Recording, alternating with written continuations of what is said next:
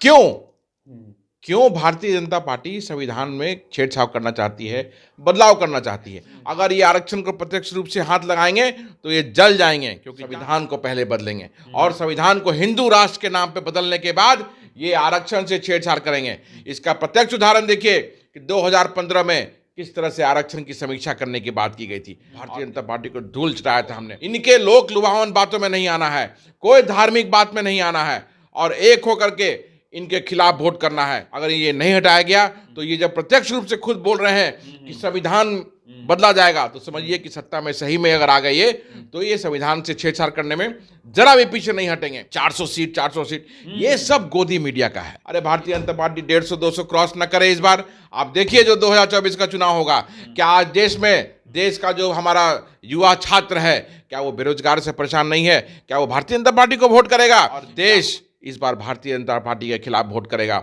नरेंद्र मोदी जी के खिलाफ वोट करेगा, क्योंकि अगर ये सत्ता में आ गए तो देश में तानाशाही व्याप्त हो जाएगी पूरी तरह से। 2024 के चुनाव में इनके खिलाफ वोट करना होगा। मंत्री जी ने कहा था कि 2 करोड़ रोजगार देंगे।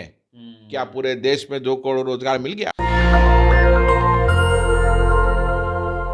बीजेपी से सांसद हैं अनंत हेगड़े, कहते हैं हमें आप 400 सीट दीजिए, राज्यसभा में उनका 2/3 बहुमत हो जाएगा और वो संविधान को आसानी से बदल देंगे। इसको लेके पूरे देश दुनिया के जो बहुजन समाज के लोग हैं वो नाराजगी जता रहे हैं। इसी पे बातचीत करेंगे। हमारे साथ कांग्रेस यूथ सेवा दल के प्रदेश अध्यक्ष हमारे साथ में होंगे आदित्य पासवान जी।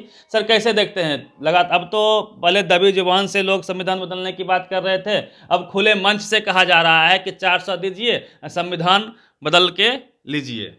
देखिए, ये पहली बार कोई नहीं है कि भारतीय जनता पार्टी की तरफ से ये बात आ रही है।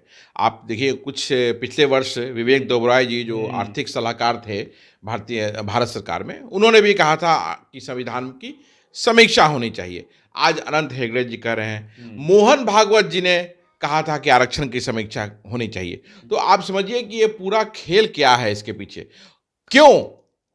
क्यों भारतीय जनता पार्टी संविधान में छेड़छाड़ करना चाहती है, बदलाव करना चाहती है? आज 75 वर्षों से भारत में संविधान लागू है। बाबा साहब डॉक्टर भीमराव अंबेडकर जी ने भारत का संविधान लिखा और लागू हुआ, और उसको अभी तक जितने भी सरकारें थी बड़े ही अच्छे से उसको फॉलो हम लोग करते आए और संविधान से ही देश बहुत सफलतापूर्वक चल रहा है।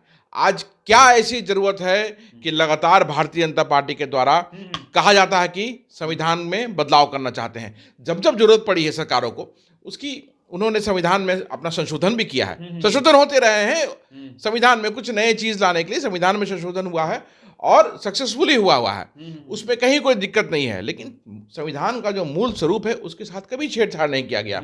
आज संविधान को बदलने की बात की जा रही है, इसलिए कि भारतीय जनता पार्टी चाहती है कि फिर से वही गुलामी वाला दौर आए और हमारा जो बहुजन भाई है वो फिर से गुलाम हो जाए। आरक्षण को प्रत्यक्ष रूप से ये नहीं छेड़ सकते हैं। अगर ये आरक्षण को प्रत्यक्ष रूप से हाथ लगाएंगे तो ये जल जाएंगे, क्योंकि जानते हैं कि पूरे देश का बहुजन समाज एक होकर सड़क पे आ जाएगा। तो ये क्या कर रहे हैं?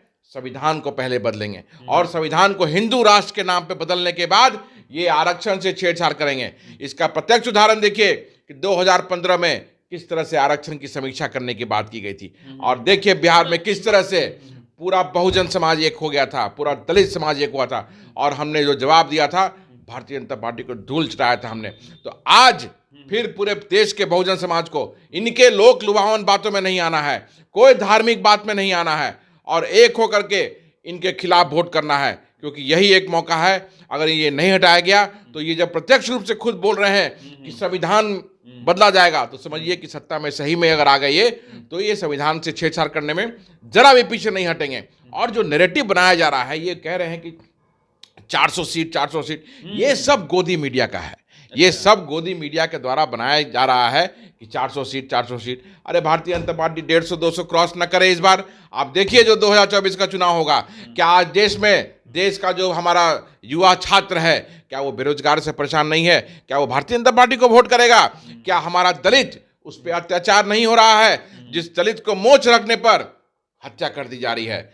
हमारा दलित भाई घोड़ी पे चढ़ करके शादी करने के लिए बारात में जाता है, उसे उतार करके उसके घर के सामने पीटा जाता है। हमारी दलित बहन को हाथरस में बलात्कार करके उसे जला दिया जाता है। तो इस तरह के केस पूरे देश में हो रहे हैं। आप देखिए किस तरह से पहलवान बेटियों का शोषण किया गया, और लोकतंत्र के सबसे बड़े मंदिर में ब्रिजभूषण सिंह जाके बैठ गया और प्रधानमंत्री जी ने चुप्पी साध लिया। मणिपुर में देखिए किस तरह से हमारी बहनों को नग्न किया गया और बलात्कार किया गया और हत्याएं वहां हुई। क्या क्या बताता है ये? तो ये देश देख रहा है, और देश इस बार भारतीय जनता पार्टी के खिलाफ वोट करेगा, नरेंद्र मोदी जी के खिलाफ वोट करेगा, क्योंकि अगर ये सत्ता में आ गए तो देश में तानाशाही व्याप्त हो जाएगी पूरी तरह से। तानाशाही अभी भी चल रही है, लेकिन अगर इन्हें सीट मिल गया तो ये पूरी तरह से तानाशाह वाला देश हो जाएगा। इसलिए इन्हें रोकना होगा। पूरे देश के बहुजन समाज को एक साथ आना पड़ेगा, देश के दलित पिछड़े समाज को एक साथ आकर के इस 2024 के चुनाव में इनके खिलाफ वोट करना होगा। एक सर खबर आ रही है, बेगूसराय से सांसद हैं, हिंदू हृदय सम्राट खुद को कहते हैं गिरिराज सिंह, पाकिस्तान भेजने की लगातार बात कर रहे थे। पहली बार ऐसा हुआ कि उनके काफिलों को रोका गया, काले झंडे दिखाए गए, और उन्हीं के कार्यकर्ता, विपक्ष या जनता की बात अब छोड़ दीजिए, उनके कार्यकर्ता गो बैक के नारे लगा रहे थे। एक तरफ 400 पार की बात कर रही है टीवी अखबार, दूसरी ओर रुझान इस तरह के भी आ रहे हैं। देखिए ये रुझान है अभी, जैसे जैसे चुनाव अभी, हाँ ये ट्रेलर है, जैसे जैसे 2000 चुनाव नजदीक आएगा उस तरह से देखिए कि हर जिले में हर सांसद जो भारतीय जनता पार्टी के द्वारा जीता गया हुआ सांसद है, बीजेपी का जो सांसद है, उसको इसी तरह से गो बैक किया जाएगा। जब एक समय याद कीजिए कि जब भारतीय जनता पार्टी के विरोध में अगर कोई आवाज उठाता था तो यही गिरिराज सिंह कहते थे कि पाकिस्तान चले जाओ। आज क्या अपने संसदीय क्षेत्र के लोगों को कहेंगे ये कि पाकिस्तान चले जाओ? इन्हें उन्हीं के लोगों को जो है काला झंडा। मैं वही आपके माध्यम से गिरिराज सिंह से पूछना चाहता हूं कि क्या आप अपने संसदीय क्षेत्र के उन बच्चों को, उन युवाओं को, उन माताओं को, उन बहनों को क्या ये बोलेंगे आप कि पाकिस्तान चले जाओ? तो ये एक ट्रेलर है। अब देखिए जैसे जैसे चुनाव नजदीक आएगा इनको इनके क्षेत्र में इसी तरह से बैयत किया जाएगा और देश इनके खिलाफ वोट करने जा रहा है। 400 पार कहां जाकर अटकेगा? वो तो देखिए लोकतंत्र है ये। लोकतंत्र में जनता चुनती है। जनता क्यों चुनती है? अपने बेटरमेंट के लिए, कि जनता, देश का जो दलित है, पिछड़ा है, बेरोजगार है, हमारी माताएं बहनें हैं, सबको उनके हिसाब से काम हो। माताओं बहनों को क्या चाहिए कि उनका घर सुचारू रूप से चले, महंगाई ना हो। युवाओं को क्या चाहिए? पढ़ के निकल रहे हैं, बेरोजगारी से जूझ रहे हैं, उनको रोजगार नहीं मिल रहा है। हमारा जो दलित भाई है क्या है, उसको सुरक्षा चाहिए, अगली पंक्ति में आने के लिए सरकार के द्वारा विभिन्न कार्यक्रम चलाए जाते हैं, वो सफलता से चलनी चाहिए, वो चाहिए, वो नहीं हो रहा है। एक तरफ सर मोदी जी गारंटी की बात कर रहे हैं, चौक चौराहे पोस्टर लगे हैं, मोदी की गारंटी, तेज रफ्तार, सारी यातायात सुगम हो, मीन्स हर घर तक सिलेंडर की गारंटी, महंगाई कम होने की गारंटी की बात कर रहे हैं। 100 रुपया उन्होंने कम कर दिया सिलेंडर में।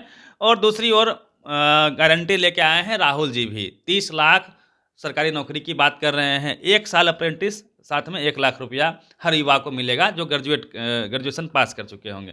तो कैसे देखते हैं? देखिए इस देश का इतिहास रहा है, 1947 के बाद जब देश आज़ाद हुआ तो आज जहाँ पे हम खड़े हैं वो कांग्रेस पार्टी की देन है। और कांग्रेस ने जब भी लोगों के बीच जाकर के अपने मैनिफेस्टो में जो वादा किया है उसे पूर्ण रूप से सफलता से लागू किया है, और वही होगा भी कि अगर इंडिया गठबंधन की सरकार बनती है तो राहुल जी ने कहा है कि युवाओं को बेरोजगार 1 लाख रुपए और जितनी भी सुविधाओं की बात हो रही है वो मिलेगा। यार तो देखिए, याद कीजिए 2014 का चुनाव, जब प्रधानमंत्री जी ने कहा था कि 2 करोड़ रोजगार देंगे, क्या पूरे देश में 2 करोड़ रोजगार मिल गया? चर्चा भी नहीं होती है इसकी, चर्चा भी नहीं होती है। अगर उस बारे में बात किया जाता है तो कहा जाता है कि आप 370 देखिए, राम मंदिर देखिए, आप हिंदू विरोधी हैं, आप पाकिस्तान चले जाइए। अगर बेरोजगारी के बारे में बात किया जाता है तो ये सब सुनने को मिलता है। अगर महंगाई के बारे में बात किया जाता है तो ये सब सुनने को मिलता है। देश में अगर हम हमारे दलित भाइयों पे, बहुजन भाइयों पे, पिछड़े भाइयों पे अगर शोषण हो रहा है, उसकी आवाज़ उठाई जाती है तो यही सब सुनने को मिलता है। अभी सर बिहार की पॉलिटिक्स को जहाँ तक बिहार की पॉलिटिक्स की बात करते हैं सर, बीजेपी हर स्टेट में छोटे छोटे दलों से गठबंधन कर रही है और बिहार में भी चिराग पासवान जी हैं, साथ में मुकेश सहनी जी हैं और उपेंद्र कुशवाहा जी हैं। इनके बारे में कहा जा रहा है कि ये नाराज चल रहे हैं, हो सकता है कि आपके तरफ इंडिया गठबंधन में चले आए। कैसे देखते हैं? नहीं आएंगे ये लोग, ये सब प्रेशर टैक्टिक्स इनका। ये देखिए ये लोग क्या, इनकी शुरू से इतिहास गवाह है कि इन्हें, ये सेल्फ सेंटर्ड लोग हैं, पहले अपना देखते हैं और अपना ही देखते हैं और अपना ही देखते रह जाते हैं।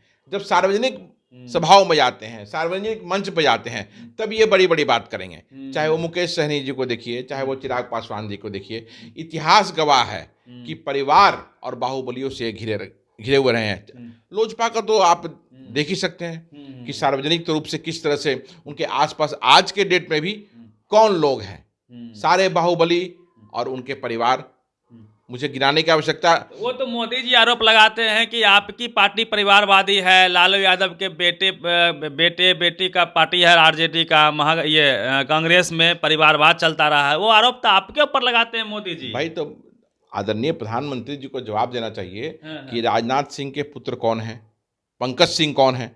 आदरणीय प्रधानमंत्री जी को ये जवाब देना चाहिए कि अमित शाह जी के पुत्र जय शाह कौन है।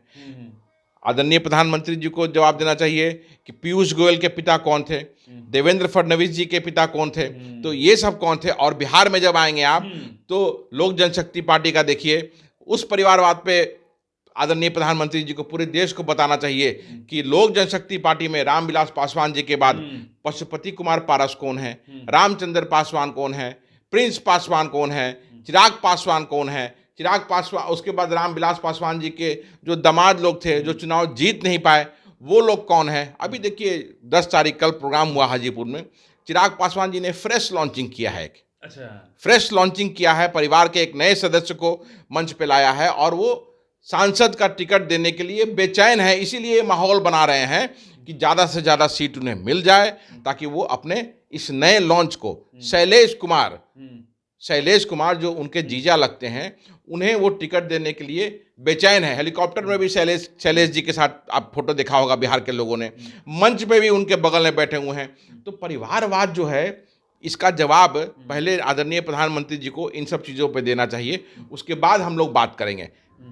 चिराग पासवान के बारे में कहा जाता है भले ही वो मोदी के साथ हैं, फिर उसके बावजूद भी जो जनता है चिराग के नाम पे मोदी जी को वोट, जो खास करके पासवान समुदाय के लोग हैं, मोदी जी के ये चिराग के नाम पे मोदी को वोट करते हैं। दूसरी बात, एक तरफ वो नाराज भी चलते हैं कि आरक्षण खत्म हो गया, मोदी जी रोजगार नहीं दे रहे हैं, दलितों का जो है हक अधिकार खा रहे हैं, लेकिन कहते हैं कि दिल पे पत्थर रख के चिराग को ही वोट देंगे। तो कैसे पासवानों को या पासवान समुदाय को आप लोग समझा पाएंगे? नहीं, देखिए ये एक नैरेटिव सेट करने का प्रयास किया गया है जो कि बिल्कुल गलत है। चिराग पासवान या लोक जनशक्ति पार्टी के साथ आप देखिए जिस तरह के जो युवा लोग जो फोटो खींच के लेते रहते हैं, वो सेल्फी क्राउड, आधा तो उसमें वोटर नहीं है। वो दिखाने का प्रयास किया जाता है कि समाज है। आज पासवान समाज का जो पढ़ा लिखा जो व्यक्ति है, जो लड़के समझदार हैं, वो कोई नहीं चाहता है कि इन परिवारवाद वालों के साथ में रहे। सब लोग अपना जगह तलाश लिए हैं और कहाँ रहेंगे आपको आने वाले समय में ये दिखाई भी देगा, पूरे बिहार को दिखाई देगा। ये चलिए, पूरे बिहार को दिखाई देगा। और सबसे बड़ी बात, अनंत हेगड़े ने जिस प्रकार से संविधान बदलने की बात कही है, उसको लेके देश दुनिया में जहां भी बहुजन समाज के लोग हैं, संविधान को पसंद करने वाले लोग हैं, वो नाराजगी व्यक्त कर रहे हैं। और बीजेपी क्या वाकई में संविधान बदल देगी यदि उनको 400 पार सीट आ जाती है? तो उनकी मंशा क्या है? उनकी मंशा अनंत हेगड़े ने बता दिया है। क्या संविधान बदलना चाहिए? आप अनंत हेगड़े की बातों से कितना सहमत हैं और सहमत हैं? प्रतिक्रिया दीजिएगा। रवि मेहता, नेशनल दस्तक, पटना। क्वेश्चन आ गया था ना। नेशनल दस्तक की आपसे गुजारिश है कि अगर इसको बचाना चाहते हैं तो नेशनल दस्तक को सब्सक्राइब करने के लिए रेड कलर के सब्सक्राइब बटन को दबाएं, फिर बेल आइकन की घंटी दबाएं। नेशनल दस्तक को बचाने के लिए बहुत जरूरी है कि हर खबर को शेयर करें, लाइक करें, कमेंट जरूर करें।